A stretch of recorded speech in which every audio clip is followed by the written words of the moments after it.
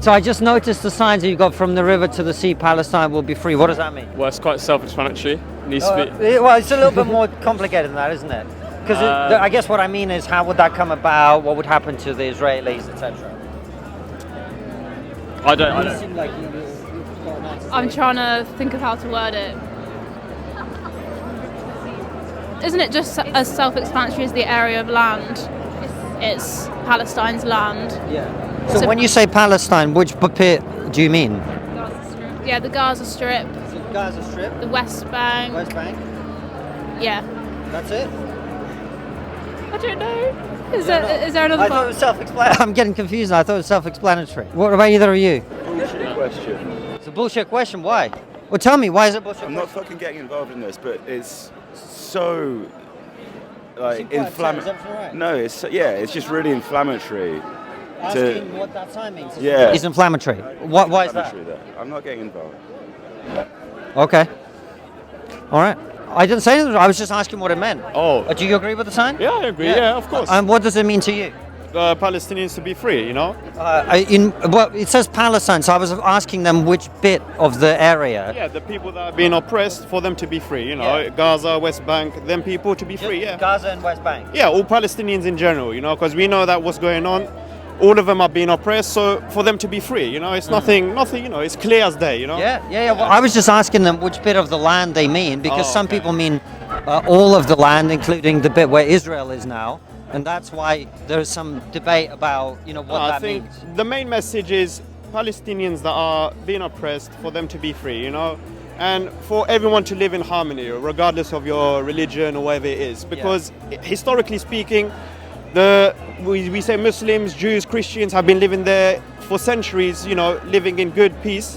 But when early in recent times, all of this issue has been going on, you know. But I think it's How long would you say this issue's been going on? As far as I know, obviously I'm not as educated on this topic, for example, with other people, but for roughly around 75 years, since I think the mandate from 45, just before, after World War, I think is when the issues, you know, when the British came and started cutting up lands and taking the lands of the Palestinians, I think that's when the issue started, you know. Well, yeah, before that you had the Ottoman Empire there, which had very strong control over the area.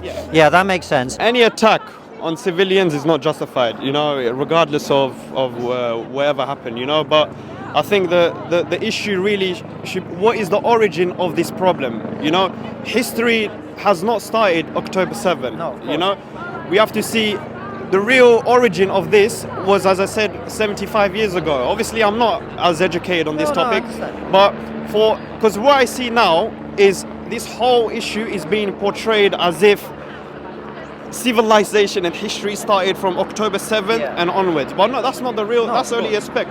The whole issue is obviously, as we said, from, you know, 70, 80 years ago. And I think that contributes to what is going on today from both sides, you know, from the Palestinian side as well as the Israeli side. All right, so we are now heading off from Bank towards Parliament, which is where the protest is supposed to be. And it's kind of loose at the moment.